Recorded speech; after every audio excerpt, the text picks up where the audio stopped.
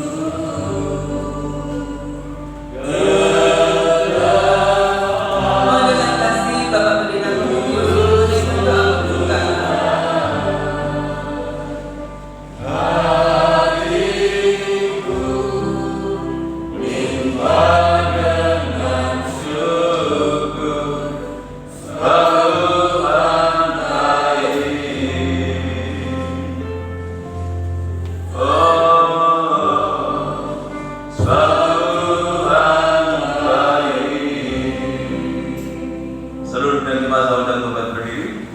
Haleluya. Inilah yang kami rasakan di dalam kehidupan kami, Tuhan. Kalau kami saat ini ada di tempat ini hanya oleh karena kebaikan Tuhan, hanya oleh karena anugerah Tuhan, kemurahan Tuhan yang Tuhan nyatakan di dalam kehidupan kami.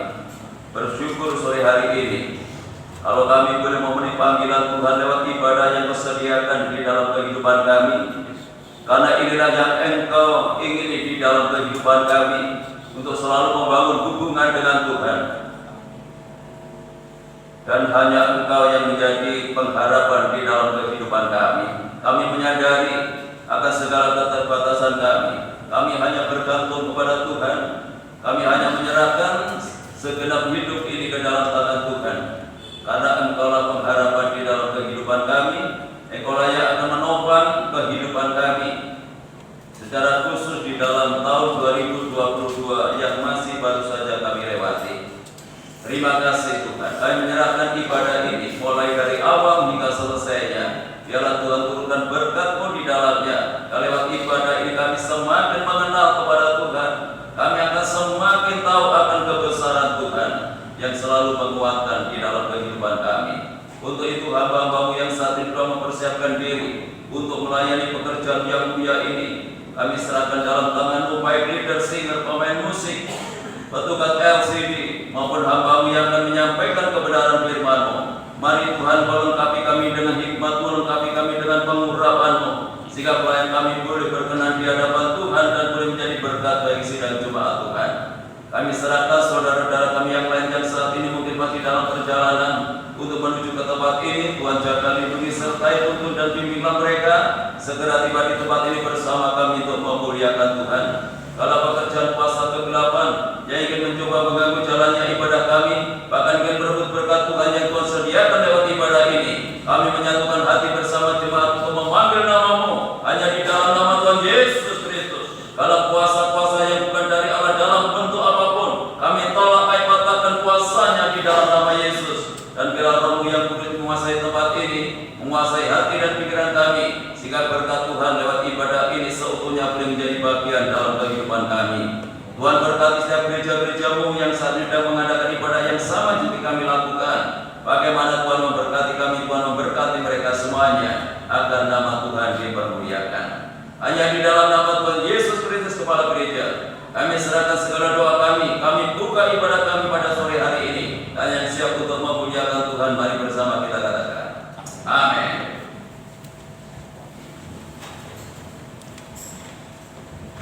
Sekali lagi shalom. Diberkati Tuhan pada malam hari ini. Saya yakin kita semua adalah pilihan daripada Tuhan. Kalau saat ini kita ada di tempat ini adalah anugerah daripada Tuhan. Mari kita akan pujikan pujian Tuhan itu baik.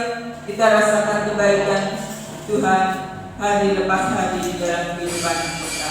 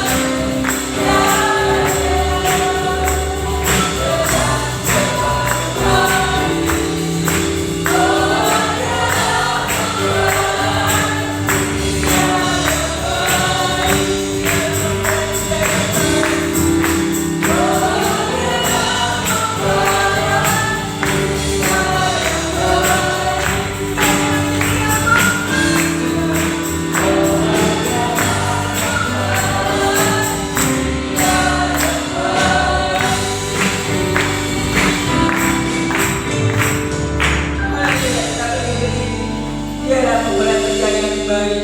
Untuk itu kita sebagai mempelai perempuan, kita siapkan diri kita untuk menjadi sama seperti dia. Tuhan lebih baik di dalam kehidupan kita. Untuk itu biarlah kita merasakan kebaikan demi kebaikan Tuhan itu dengan pengucapan syukur. Dan sebagai bukti pengucapan syukur kita taat melakukan kebenaran firman Tuhan. Kita siapkan hati kita menulis kebenaran firman Tuhan. Biarlah firman Tuhan itu akan membentuk hidup kita. Hatiku ada bagimu.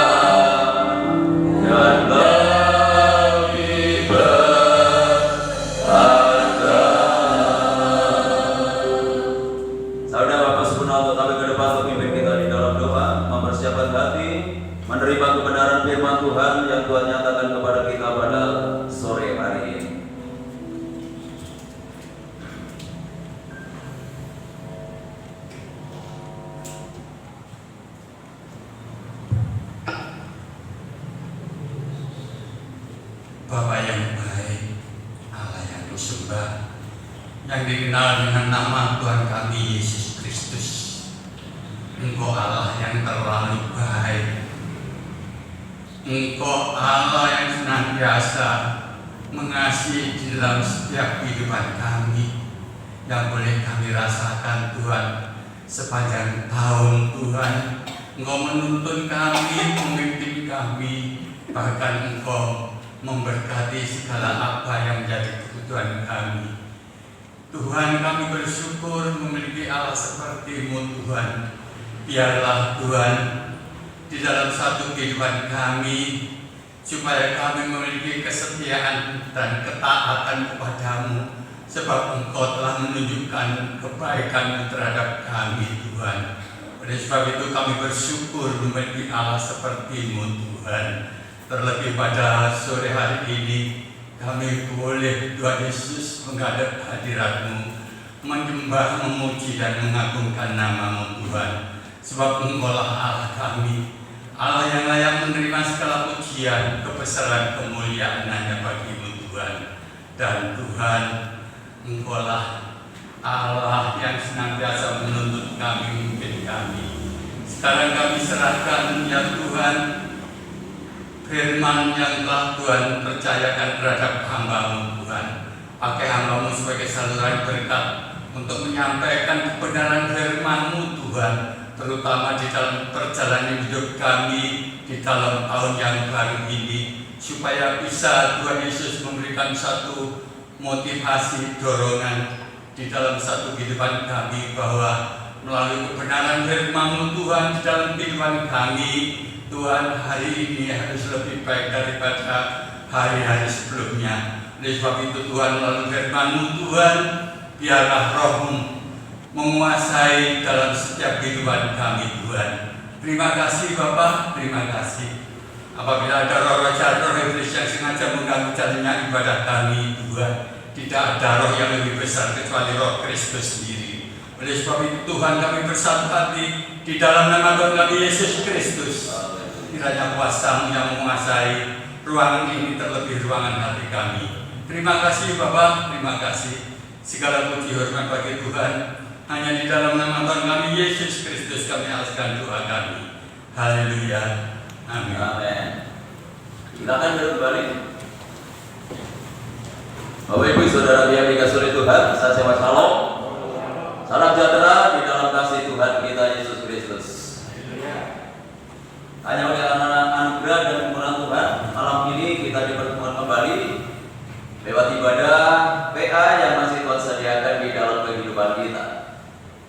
Dan malam hari ini saya belum melanjutkan surat 1 Petrus, namun malam hari ini saya masih ingin menyelesaikan tema Natal kita, yaitu sebab bagi Allah tidak ada yang mustahil. Langsung saja kita baca dalam Injil Lukas ini. Kembali kita baca ulang Injil Lukas pasal 1 ayat yang ke-37. Langsung saja yang ke-37. Sebab bagi Allah tidak ada yang mustahil. Kata Maria, sesungguhnya aku ini adalah hamba Tuhan, jadilah padaku menurut perkataan itu. Lalu malaikat itu meninggalkan dia. Dalam pemberitaan firman Tuhan yang saya sampaikan dalam ibadah Natal, bahwa ketidakmustahilan yang dilakukan oleh Tuhan berkenaan dengan kelahiran Tuhan Yesus Kristus, di mana Maria masih pelajar, Maria masih muda, Maria belum bersuami, tetapi dia mengandung. Ini memang ajaib. Tapi bukan karena melakukan perselingkuhan, bukan melakukan perbuatan di luar nikah, namun ini oleh karena kuasa Roh Kudus yang ada di dalam rahim Maria. Untuk Maria sendiri itu tidak mudah mengandung sebelum dia melakukan sebuah pernikahan. Ini berat juga bagi Maria. Tidak mudah untuk menerima tanggung jawab yang agung ini,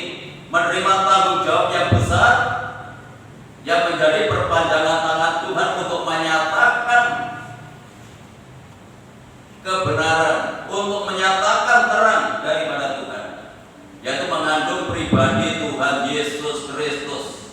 Satu saja jawaban Maria, aku ini hamba-Mu, jadilah menurut perkataanmu itu. Inilah hamba Tuhan. Jadi hamba Tuhan itu bukan saja pendeta, tetapi kita semua itu adalah hamba Tuhan. Jadi hamba Tuhan itu hanya menurut kepada Tuhannya. Apa yang dikatakan Tuhan itu harus kita lakukan, itu harus kita kerjakan. Kalau kita ini menempatkan diri sebagai hamba Tuhan,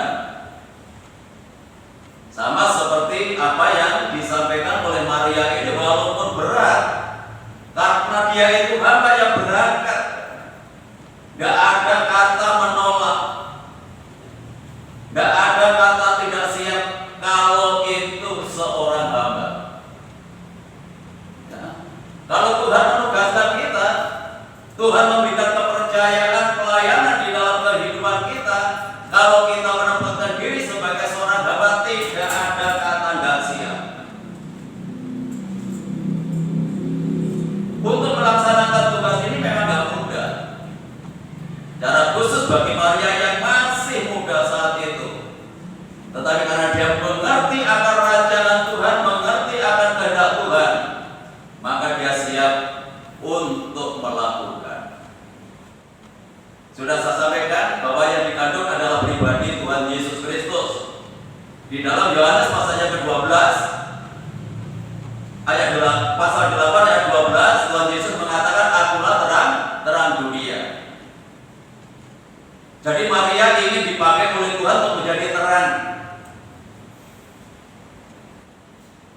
Dan dalam Injil Matius pasal yang ke-5, Tuhan Yesus sendiri mengatakan, kamulah juga terang dunia. Ya, kalau saudara masih ingat, Efesus pasal yang ke-5 ayat 8 dan 9, kamu dulu adalah kegelapan, sekarang menjadi terang Tuhan. Jadi untuk menjadi terang itu adalah perbuatan ajaib Tuhan dalam kehidupan kita. Itu keanehan, itu keajaiban yang Tuhan ingin kerjakan dalam kehidupan kita. Yang dulu kegelapan sekarang menjadi terang Tuhan. Nanti bisa diulangi dalam Efesus pasal yang ke-5 ayat 8 dan 9. Nanti di rumah dibaca lagi bahwa kita dulu itu juga kegelapan, tetapi sekarang setelah percaya pada Tuhan Yesus, kita disebut terang daripada Tuhan. Dan ayat yang ke-9 dijelaskan bahwa terang itu membuahkan kebajikan, keadilan, dan kebenaran. Itu hidup di dalam terang. Jadi kalau kita hidup baik, nah itu baru hidup dalam terang. Kita adil kemarin saya jelaskan bahwa adil itu tidak membedakan si A, si B, si D, tetapi semua harus mendapatkan pelayanan yang sama kalau itu di gereja. Jadi siapapun kita, pelayan-pelayan Tuhan tidak boleh membedakan oleh karena hanya perbedaan materi. Semua harus mendapatkan pelayanan sama, itu adalah keadilan. Jadi tidak pandang si A, si B, si D, semua mendapatkan pelayanan yang sama ketika mereka membutuhkan pelayanan. Jadi sebagai seorang hamba Tuhan seperti Maria ini, tidak ada kata lain selain dia mengatakan siap untuk menjalankan tugas. Kalau memang betul-betul diperlukan, ya kalau dulu zamannya Ibu Kordianto, jam 1 malam ya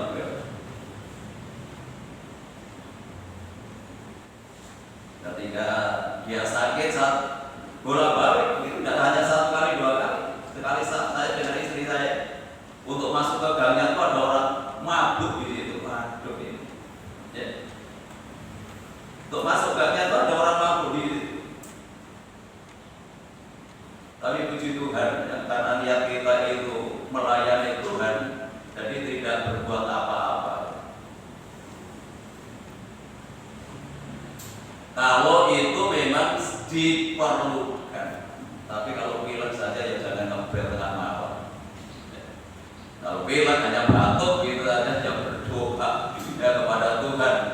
Ya, karena semua orang itu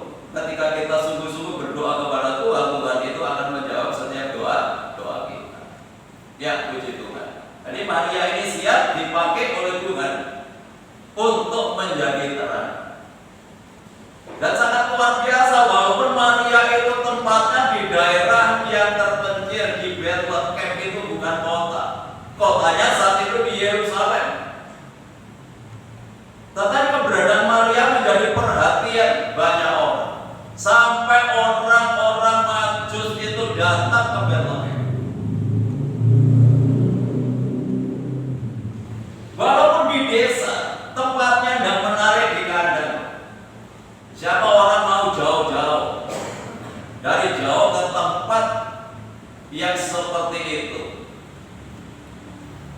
Kalau saudara pergi keluar kota, pasti cari tempat yang nyaman, yang enak, yang bisa membuat fresh.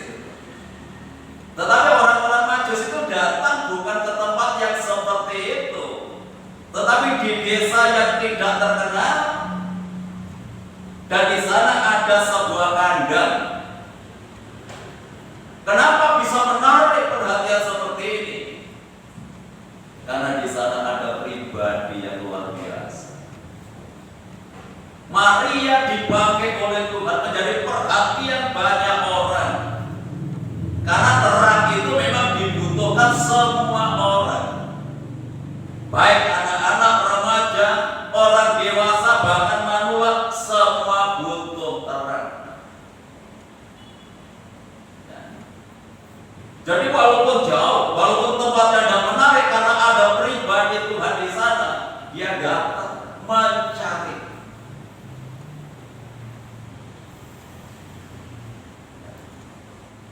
Nah itu sebabnya perlu kita ini menjadi terang. Soal menarik banyak orang kepada Tuhan. Ketika kita bisa menjadi terang, apalagi di tengah-tengah dunia yang penuh dengan kegelapan ini, ketika ada setitik terang, kecil sekalipun orang akan datang ke sana. Dan untuk menjadi terang ini memang perlu sebuah pengorbanan. Nah, itu sebabnya kalau Natal selalu dinyalakan lilin. Ya, dinyalakan lilin. Kalau dulu kalau saya masih muda, Natalan di rumah, di gereja, maksudnya bukan di rumah saya, artinya di gereja di mana saya beribadah dulu itu, cemoronya bukan dari plastik, ini langsung alamiah. Cemara asli. Jadi kalau kena lilin itu juga terbakar. Ya kan memang cemara murni. Dari tahun ke tahun waktu itu saya masih remaja itu seperti itu. Nggak ada yang seperti di plastik. Lalu kelap-kelip lampunya enggak. Langsung lilin. Jadi ikat di daun-daun dan di tangkai-tangkainya begitu. Kalau sekarang kan modern. Kalau kemarin jemaat masih pakai lilin, tapi kalau udah anak sekolah minggu sudah pakai seperti itu, sudah pakai elektrik, ya, sudah tidak membahayakan lagi, malah bisa dibawa pulang. Semakin modern. Tapi bagaimanapun juga terang itu sangat menarik perhatian orang. Jadi walaupun orang Majus itu di tempat yang jauh, karena di situ ada terang, maka orang Majus itu datang ke tempat itu, bukan datang ke tempatnya, tetapi kepada pribadi yang agung yang ada di situ. Dan Maria ini sebagai alat daripada Tuhan untuk menyatakan ini. Dan ini yang Tuhan mau saat ini. Kita menjadi alat Tuhan, menjadi perpanjangan Tuhan. Lewat kehidupan kita banyak orang yang datang kepada Tuhan. Hidup kita harus menampakkan pribadi Tuhan sama seperti Maria. Kalau hidup kita ini mengandung pribadi Tuhan, hidup kita melahirkan pribadi Tuhan, maka di sanalah kita baru bisa menjadi terang. Menarik banyak orang. Tidak hanya golongan atas seperti orang-orang Majus ini. Orang Majus adalah orang-orang yang dipiawai, ya, orang-orang yang cerdas, orang-orang yang pintar. Ya, kalau sekarang orang-orang yang bergelar. Tetapi juga gembala-gembala, orang-orang yang sederhana juga datang kepada Tuhan. Ya. Jadi dari segala lapisan masyarakat itu sebenarnya perlu akan Tuhan. Bagaimana mereka bisa datang kepada Tuhan sekarang ini lewat kehidupan kita ini. Ketika kita bisa menampakkan terang dalam hidup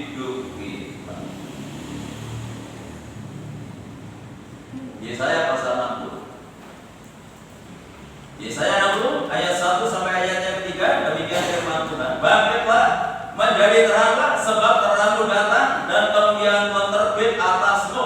Kemuliaan Tuhan terbit atasmu. Lewat kehidupan kita terang Tuhan itu boleh dinyatakan. Sebab sesungguhnya kegelapan menutupi bumi dan kekelaman menutupi bangsa-bangsa, tetapi terang Tuhan terbit atasmu dan kemuliaannya menjadi nyata atasmu. Bangsa-bangsa berduyun-duyun datang kepada terangmu. Sangat luar biasa ini nubuatan Nabi Yesaya. Dan raja-raja kepada cahaya yang terbit bagimu. Sama yang terjadi ketika Tuhan Yesus dilahirkan oleh Maria. Banyak orang yang datang karena ada kemuliaan Tuhan di sana. Demikian pula untuk sekarang ini.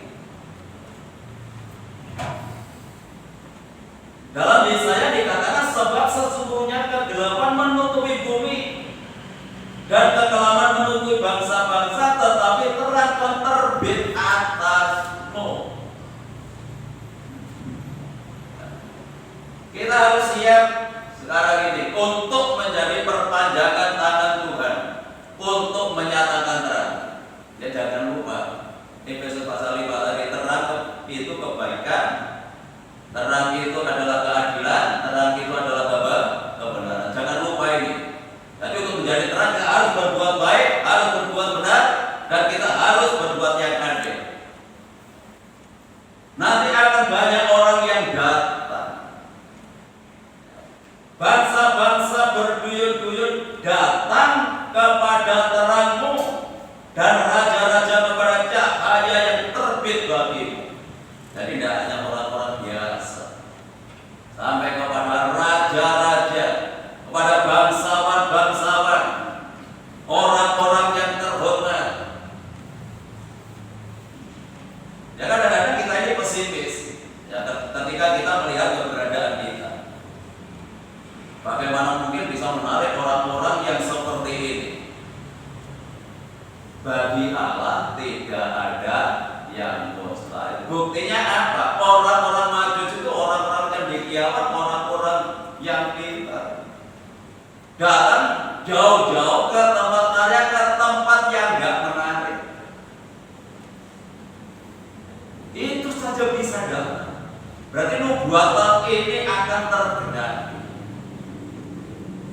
ketika kita bisa menempatkan diri sebagai terang.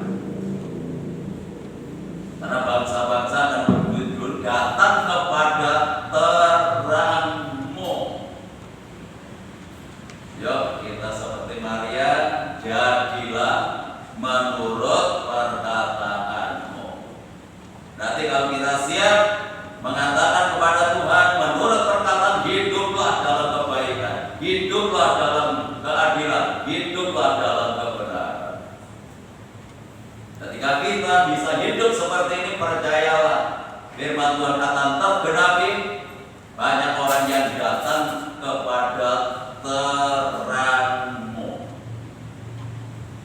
Ya, begitu kan. Itu keajaiban yang dilakukan Tuhan.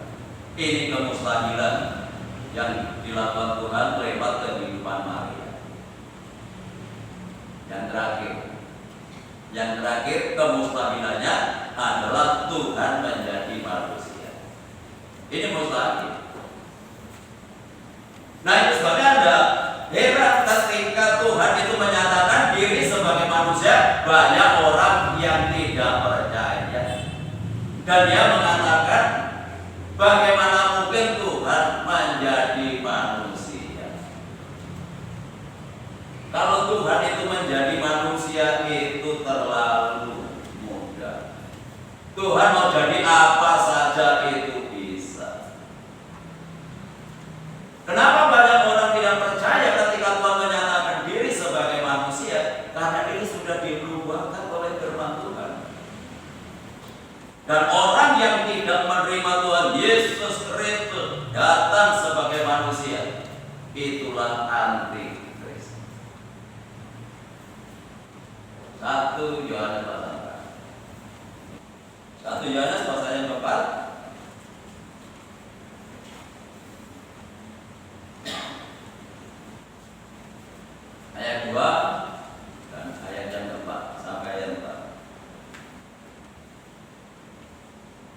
Demikianlah kita mengenal roh Allah.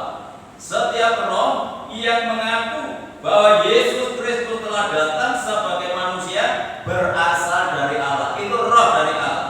Jadi kalau kita mengaku bahwa Tuhan Yesus Kristus datang sebagai manusia dan percaya,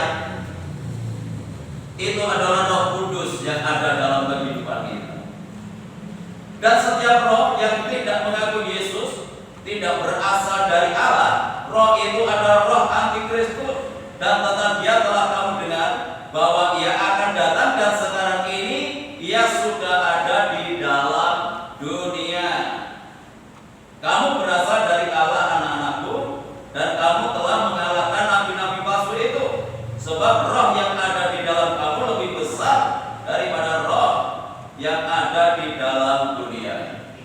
Jadi jelas, kalau ada orang yang tidak percaya, tidak mengakui Yesus Kristus datang dari Allah menjadi manusia, itu adalah roh antikristus. Jadi tidak hanya sekarang saja, itu sudah sejak dulu. Tantangan gereja Tuhan itu seperti ini. Dan sekarang saja banyak orang yang menolak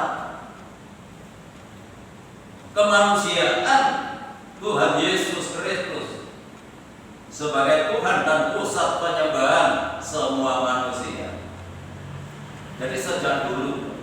Nah, itu sebabnya Yohanes ini mengingatkan kepada orang-orang percaya saat itu, kalau kita menerima Tuhan Yesus Kristus datang dari Allah menjadi manusia, itu berasal dari Roh Allah. Jadi kalau bukan Roh Allah yang ada dalam kehidupan kita, mungkin kita juga nggak percaya. Karena Roh Allah yang membimbing kita, Roh Allah yang memberikan pencerahan dalam kehidupan kita, membuat hati kita bisa terbuka untuk percaya kepada Tuhan. Dia datang ke dalam dunia ini sebagai manusia. Dalam Yohanes pasal 2 Yohanes ini sama, diulangi lagi di sana. 2 Yohanes ayat 7 dan 9. Sebab banyak penyesat telah muncul dan pergi ke seluruh dunia yang tidak mengaku bahwa Yesus Kristus telah datang sebagai manusia. Itu adalah si penyesat dan antikristus. Waspadalah supaya kamu jangan kehilangan apa yang telah kami kerjakan itu, tetapi supaya kamu mendapat upahmu sepenuhnya. Setiap orang yang tidak tinggal di dalam ajaran Kristus, tetapi yang melangkah keluar dari situ, tidak memiliki Allah. Barang siapa tinggal di dalam ajaran itu, ia memiliki Bapa maupun Anak. Jadi banyak penyesat-penyesat yang bermunculan. Tidak hanya sekarang ini, sudah sejak dulu menyesatkan orang-orang yang percaya kepada Tuhan. Itu sebabnya Yohanes ini menegaskan kembali di dalam suratnya ini. Dan mereka pergi ke seluruh dunia untuk menyesatkan banyak orang.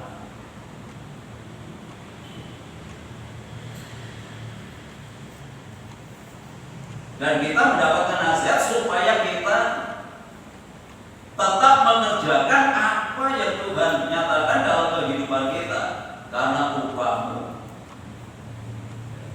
supaya kau mendapat upahmu sepenuhnya. Nah, sebabnya ketika kita mengambil keputusan untuk menerima Tuhan Yesus Kristus sebagai Allah dan Juru Selamat, jangan pernah berpaling. Dan jangan kita keluar dari ajaran itu.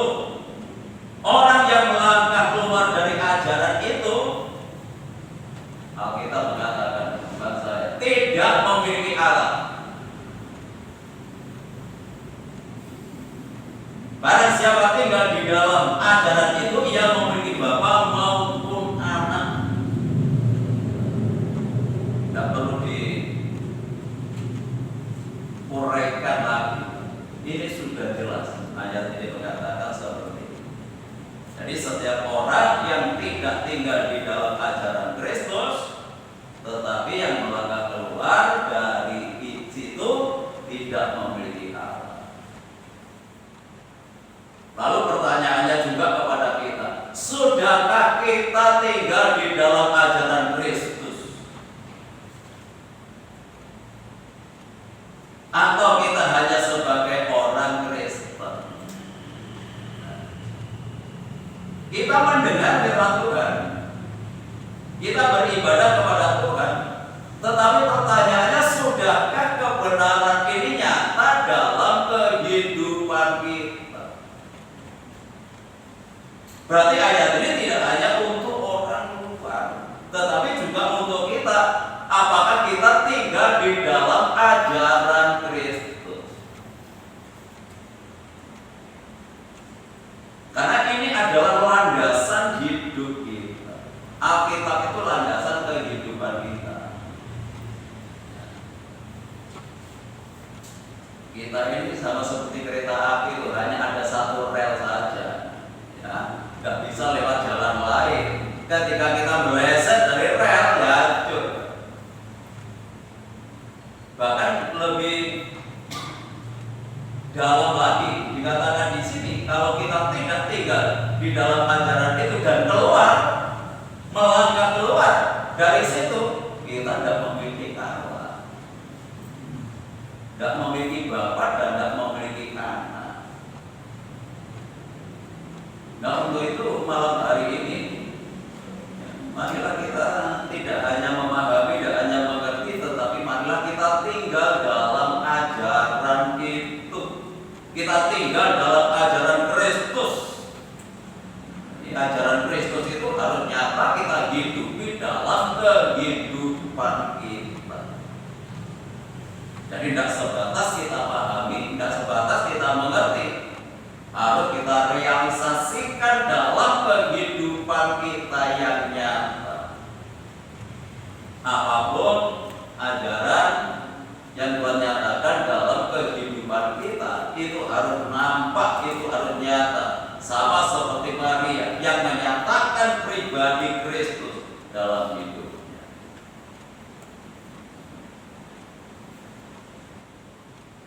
Ya, terpujilah nama daripada Tuhan.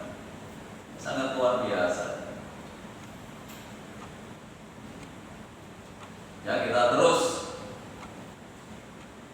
berusaha, kita terus berjuang untuk menggenapi kebenaran ini dalam kehidupan kita. Ya. Dalam tahun yang baru ini, malah hidup kita lebih baik dari tahun sebelumnya.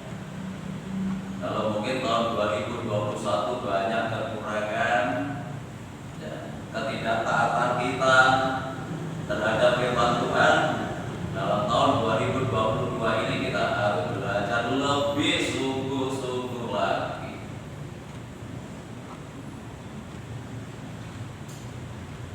Kita harus berani untuk mengosongkan diri kita.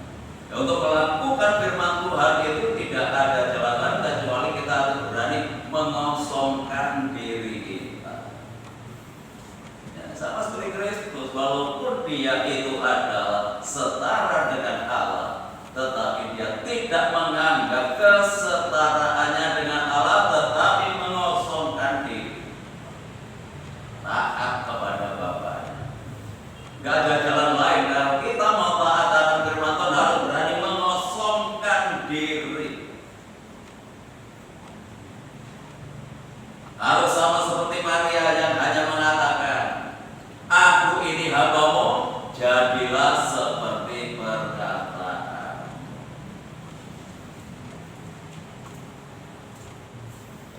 Ya, terpujilah nama daripada Tuhan. Ini adalah keajaiban kalau Kristus itu datang sebagai manusia. Nah, tujuannya apa datang ke dalam dunia sebagai manusia? Karena dari namanya Yesus Kristus itu, kalau di dalam Matius pasal 1, Yesus itu artinya menyelamatkan. Juru selamat dalam Injil Matius pasal 1. Jadi jelas tujuannya Kristus menjadi manusia manusia ke dalam dunia ini untuk menyelamatkan manusia yang berdosa.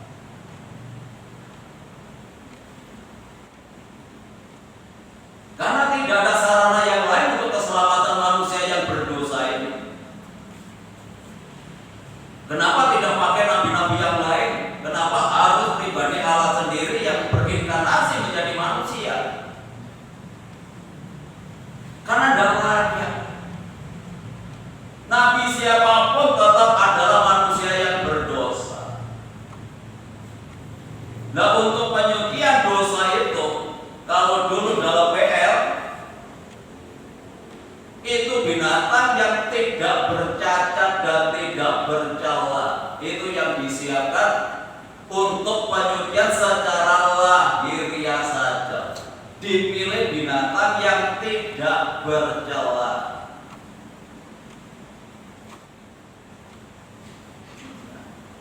Dan tidak ada manusia yang tidak bercela. Tidak ada manusia yang tidak bercacat, tidak ada manusia yang tidak berdosa. Nah, itu sebabnya Tuhan Yesus Kristus pribadi yang tidak berdosa itu yang sanggup untuk mengerjakan tugas penyucian ini. Memang gak mudah untuk menerima ini, bagaimana Allah menjadi manusia. Karena tujuan Tuhan itu ini. Karena tidak bisa digantikan orang lain. Ya, 1 Timotius pasal 1 Timotius pasal yang 1 ayat yang 15.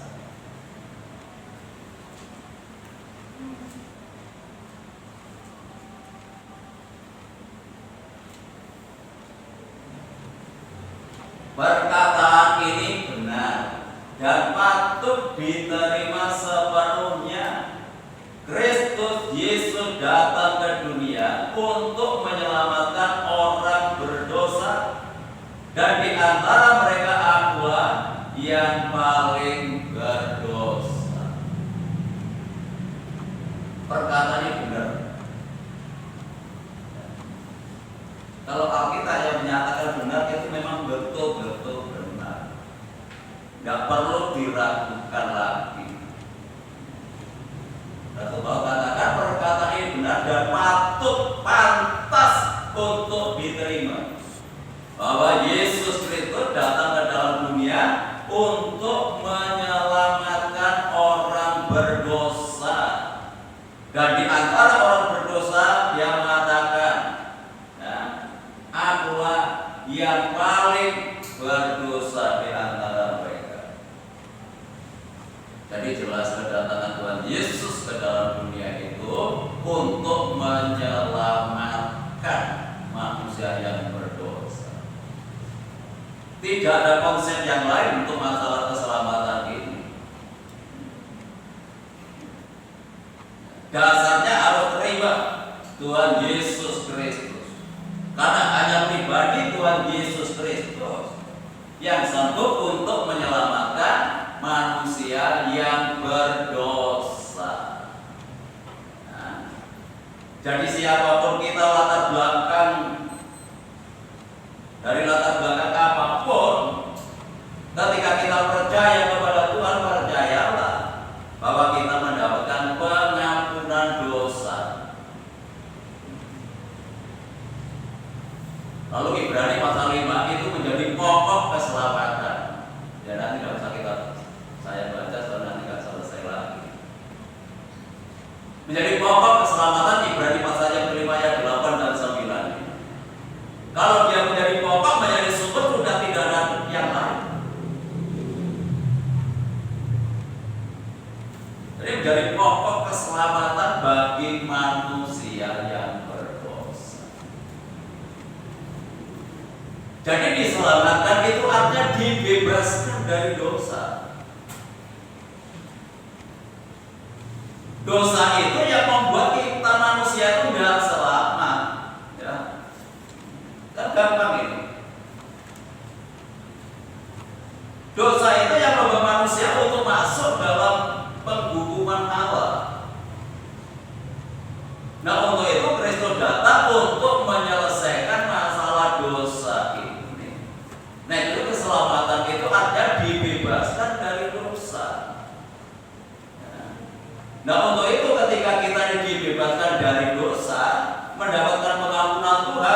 jangan berbuat dosa lagi. 1 Yohanes pasal 3.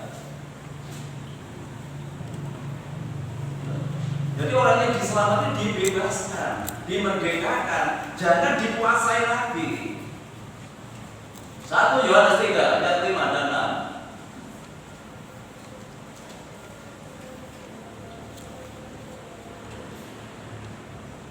1 Yohanes pasal 3 ayat 5 dan 6. Dan kamu tahu bahwa ia telah menyatakan diri sebagai manusia, supaya ia menghapus segala dosa, dan di dalam dia tidak ada dosa. Jelas. Bahkan Rasul Paulus mengatakan ini perkataan yang benar patut diterima. Yesus Kristus datang untuk menyelamatkan manusia yang berdosa karena dia tidak berdosa. Karena itu setiap orang yang tetap berada di dalam dia tidak berbuat dosa lagi. Ini perlu digarisbawahi dalam Alkitab. Dan diingat-ingat. Setiap orang yang tetap berbuat dosa tidak melihat dan tidak mengenal dia. Jadi kedatangan Tuhan Yesus membebaskan manusia itu dari dosa.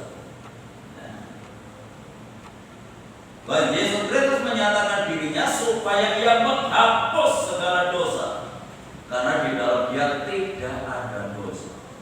Ya. Karena itu setiap orang yang tetap berada di dalam dia, yang tetap berada di dalam Tuhan, tidak berbuat dosa lagi. Tuhan sudah menyucikan hidup kita lewat kematiannya di atas kayu salib.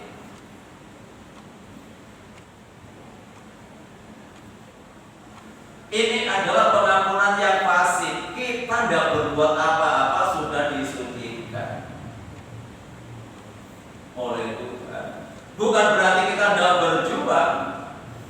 Perjuangan kita apa? Jangan berbuat dosa lagi. Setelah disucikan, jangan berbuat dosa lagi. Ya. Kalau kita tetap masih berbuat dosa, berarti kita tidak melihat dan tidak mengenal Dia. Jadi mata rohani kita itu masih gelap, nggak kenal Tuhan. Ya. Tidak melihat Tuhan, tidak mengenal Tuhan. Kalau kita masih terus-menerus berbuat dosa, ini perjuangan kita. Jadi tidak hanya Tuhan Yesus yang berjuang mati di atas kayu salib untuk menyucikan dosa kita. Setelah kita disucikan, jangan berbuat dosa lagi. Nah, untuk itu kita sekarang ini yang berjuang. Tuhan Yesus sudah berjuang. Kita harus berjuang.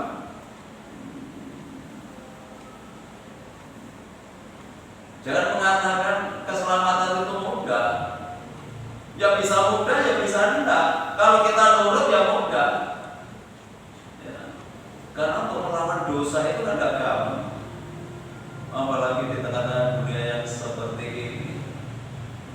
Daging kita itu kalau tersentuh sedikit sudah mulai tumbuh.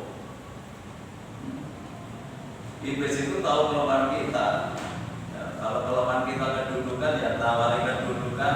Kalau kelemahan kita uang, ya tawari uang. Kalau kelemahan kita wanita, ya disodori wanita supaya kita jatuh. Jadi kita sekarang ini yang berjuang. Jangan berbuat dosa lagi dalam bentuk apapun. Mumpung tahunnya masih baru, yuk kita berjuang. Ya, puji Tuhan. Yang pertama memang dibebaskan dari dosa, diselamatkan. Lanjut. Yang kedua, diselamatkan itu artinya diluputkan dari bahaya.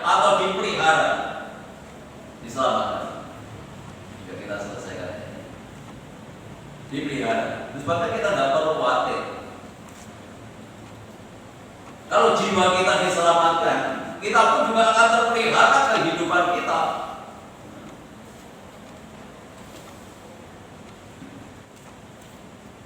Mazmur pasal 91 yang 14. Sungguh hatinya melekat kepadaku, maka aku akan meluputkannya. Aku akan membentenginya sebab ia mengenal namaku. Bila ia berseru padaku, aku akan menjawab. Aku akan menyertai dia dalam kesesatan. Aku akan meluputkannya dan memuliakannya. Dengan panjang umur akan kukenyangkan dia, dan akan kuperlihatkan kepadanya keselamatan daripada aku. Dari diselamatkan itu artinya juga diluputkan dari bahaya. Diselamatkan itu artinya juga dipelihara oleh Tuhan. Selain arti keselamatan dibebaskan dari dosa, diselamatkan itu dipelihara. Dan sebabnya maka hati kita itu melekat hanya kepada Tuhan, melekat kepada pokoknya.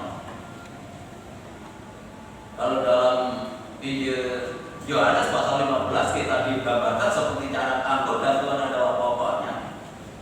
Kalau kamu di luar Tuhan, kamu tidak bisa berbuat apa-apa. Dan memang cara itu hidup hanya oleh karena melekat kepada pokoknya. Jangan pernah renggang. Kalau dalam Mazmur ini, yang hatinya melekat kepadaku, yang hatinya hanya melekat, hanya menyerahkan secara totalitas hidupnya kepada Tuhan, pasti kita akan terpelihara. Walaupun sekarang ini masih gonjang ganjing, tapi percayalah akan kebenaran firman Tuhan ini. Jadi diselamatkan Tuhan juga dipelihara. Sebabnya marilah kita melekatkan hati kita, hidup kita hanya kepada Tuhan. Ya. Ini adalah jaminan kehidupan kita. Ya, tidak hanya bebas dari dosa, tetapi percayalah kita juga mendapatkan pemeliharaan. Yang terakhir, orang yang diselamatkan itu hanya puas dengan Tuhan. Kepuasan hidupnya itu hanya Tuhan.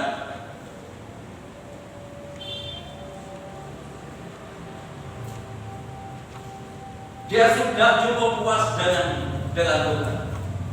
Lukas 14 yang terakhir 28 dan 30. Ini tentang keberadaan Simeon, ya. Orang yang dekat dengan Tuhan, dan memang dia hanya menantikan tentang nubuatan di mana Mesias itu akan datang. Ya, ayat 28, ia menyambut anak itu dan menantangnya sambil memuji Allah, katanya, sekarang Tuhan, biarlah hambamu ini pergi dalam damai sejahtera sesuai dengan firman-Mu. Sebab mataku telah melihat keselamatan yang daripada-Mu. Ini yang dilakukan oleh Simeon ketika dia mengerti akan nubuatan ini, di mana Kristus akan datang, dan itu yang menjadi harapan dalam hidupnya.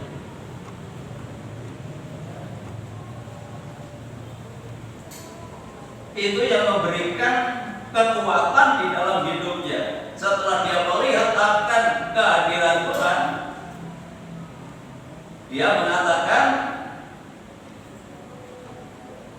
sekarang Tuhan, biarlah hambamu ini pergi dalam damai sejahtera sesuai dengan firman-Mu. Sebab mataku telah melihat keselamatan yang daripada-Mu.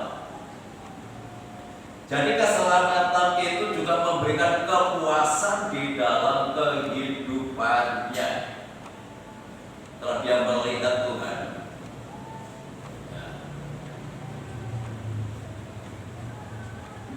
jadi orang yang mengerti nilai keselamatan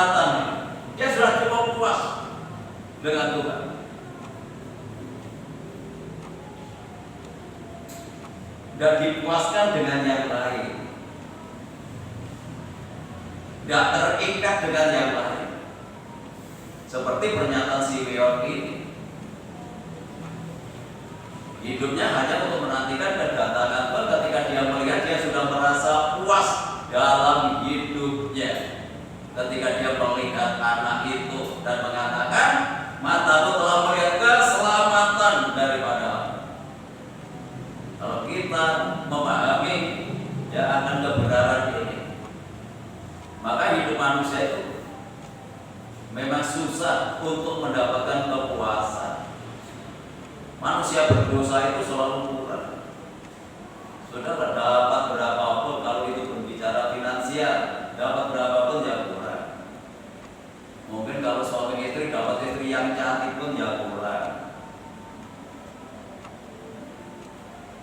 Tetapi ketika orang ngerti akan keselamatan ini, walaupun mungkin secara ekonomi kita pas-pasan, dia akan merasakan kepuasan dalam kehidupannya.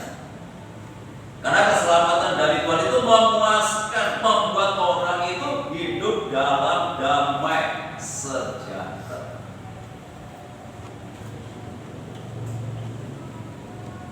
Jangan kalau puas sudah memiliki ini, memiliki itu baru puas. Nanti kalau saudara itu dipenuhi, belum tentu Anda puas, malah tambah kurang dan kurang.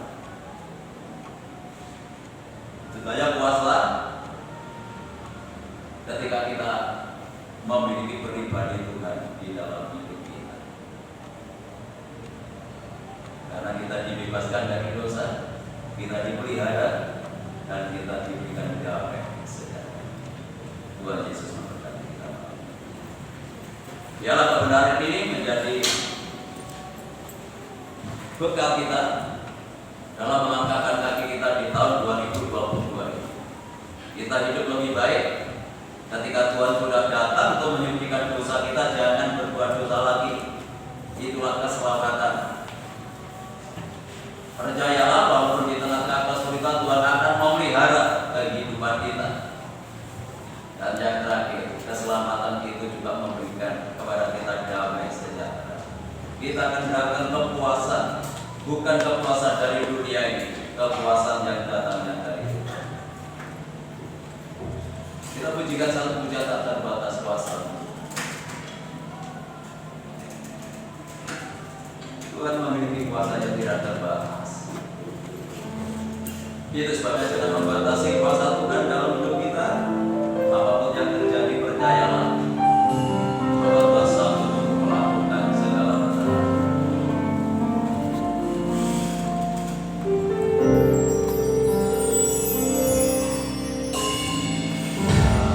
Bebas kuasa-Mu Tuhan. Semua dapat Kau lakukan.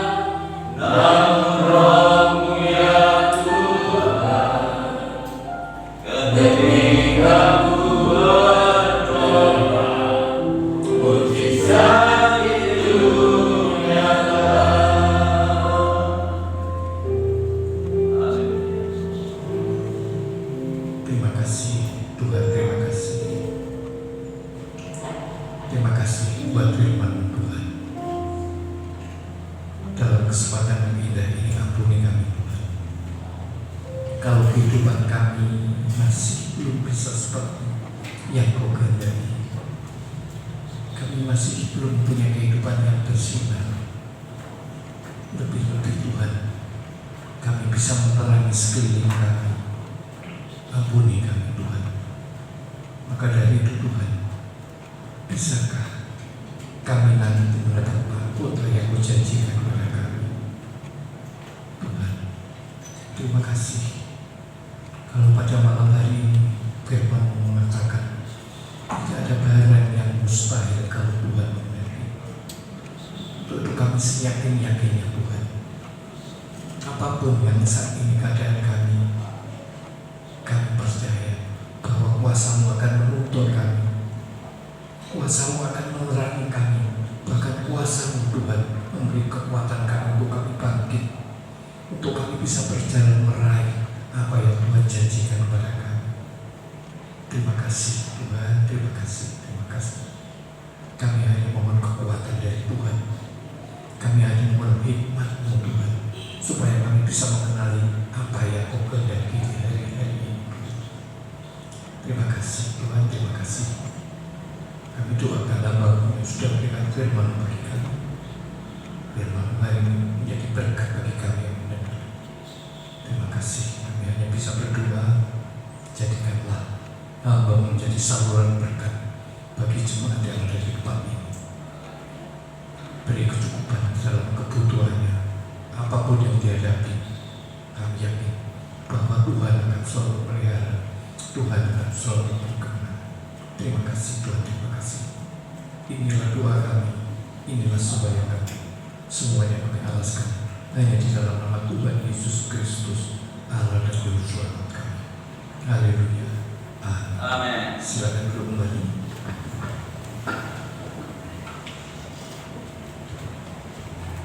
Anak Ebi ini putri dari Ibu Ani yang dirawat di Reksawalu.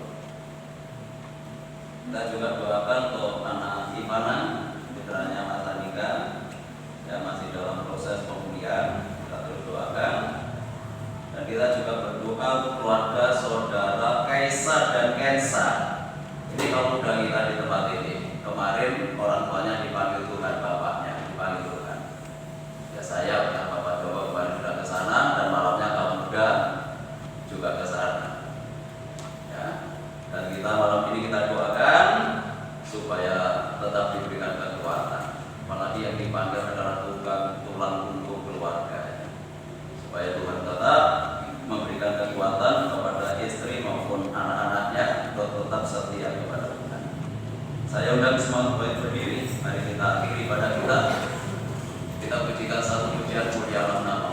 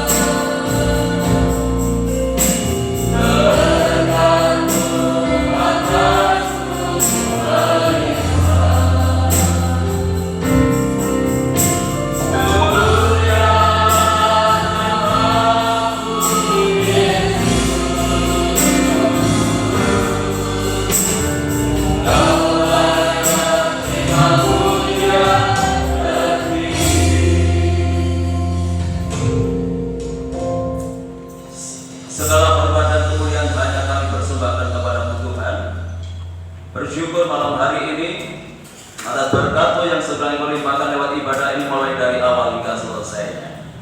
Sebelum kami meninggalkan tempat ini, kami tetap berdoa untuk Ibu Gembala, biarlah Tuhan tetap anugerahi dengan kekuatan dan kesehatan. Kami menyerahkan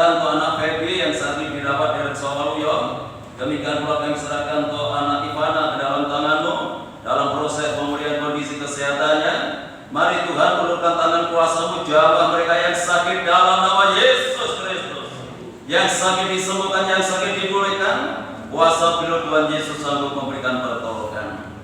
Kami berdoa untuk keluarga saudara kami Kaisa dan Kensa bersama ibunya yang ditinggal oleh ayahnya. Kiranya Tuhan memberikan kekuatan dan penghiburan. Biarlah keluarga ini tetap setia. Biarlah keluarga ini tetap melekatkan hidupnya hanya kepada Tuhan. Terima kasih Tuhan. Dalam kesempatan ini pun kami juga berdoa untuk Kensa yang juga terganggu kondisinya. Kiranya Tuhan juga menolong. Tuhan Engkau menjamah, Tuhan Engkau memulihkan. Terima kasih Bapak. Bapak Ibu kami yang sudah berusia lanjut, biarlah Tuhan anugerahi dengan kekuatan dan kesehatan. Kami menyerahkan bangsa dan negara kami ke dalam tangan-Mu. Tuhan berkati dengan ketenangan, kedamaian dan kesejahteraan. Bapak Presiden bersama wakil dan jajarannya, demikian pula pemerintahan yang ada di daerah diberikan hikmat oleh Tuhan untuk dapat membawa bangsa ini ke arah yang lebih baik lagi. Kami menyerahkan upaya pemerintah untuk memutus rantai penularan COVID-19 dengan menurunkan vaksin, mengimbau setiap masyarakat memperhatikan protokol kesehatan dalam melakukan aktivitasnya. Biarlah dengan upaya ini bangsa kami segera bebas dari pengaruh COVID-19. Pada akhirnya kami serahkan seluruh sidang jemaat-Mu ke dalam tangan-Mu, baik yang hadir malam ini maupun yang tidak hadir, baik yang ada di dalam kota, di luar kota. Tuhan tetap jaga, lindungi, sertai, tuntun dan bimbinglah mereka. Tetap hidup dalam kekudusan dan kebenaran dimanapun mereka berada, selalu membuat nama-Mu dipermuliakan. Rumah tangga, keluarga, kehidupan jemaat Tuhan berkati dengan ketenangan, kedamaian dan kesejahteraan. Segala usaha, pekerjaan, tugas dan tanggung jawab yang mereka lakukan, Tuhan buat berhasil dan beruntung. Peliharakan seluruh jemaat-Mu dalam kasih-Mu, sehingga tidak ada satu rumah tangga pun yang hidup di dalam kekurangan. Anak-anak yang duduk di bangku sekolah mulai dari playgroup sampai perguruan tinggi, berkatilah mereka dengan kecerdasan dan kearifan. Jadikan anak-anak yang berprestasi, baik dalam akademiknya maupun non-akademiknya. Jadikan berkat dalam pergaulannya. Bagi sidang jemaat-Mu yang sudah memberikan persembahannya, mengembalikan perpuluhannya, Tuhan kembalikan berlipat kali ganda sesuai dengan janji firman-Mu. Sebentar lagi kami akan tinggalkan tempat ini. Marilah Tuhan Kau jaga, lindungi, sertai kami dalam perjalanan. Tiba di rumah dengan selamat, tidak kekurangan sesuatu apapun. Kembalikan kami dalam kegiatan ibadah yang akan datang dalam keadaan yang lebih baik dari malam hari ini. Bapak Ibu Saudaraku yang dikasihi oleh Tuhan, sekarang pulanglah, terimalah berkat damai sejahtera dari Allah Bapa, kasih karunia-Nya dari Tuhan Yesus Kristus, dan lewat persekutuan Roh-Nya yang kudus menyertai dan memberkati kita mulai malam ini sampai Maranatha, Tuhan Yesus datang kembali. Dalam nama Tuhan Yesus kami berdoa dan ucap syukur yang diberkati Tuhan. Mari bersama